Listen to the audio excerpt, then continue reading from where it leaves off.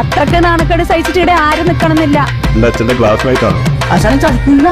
നമുക്കിപ്പോ ശത്രു ഒന്നല്ല, രണ്ടാണ്.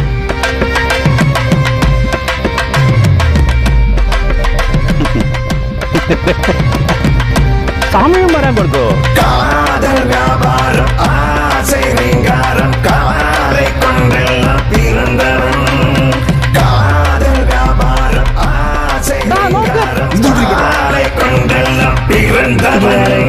Handsome man.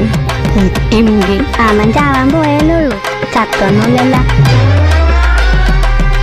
നമുക്കൊരു വഴിയുണ്ടാക്കണം. ശീലി ഉറപ്പിച്ചിട്ട് ഭരതം മടങ്ങി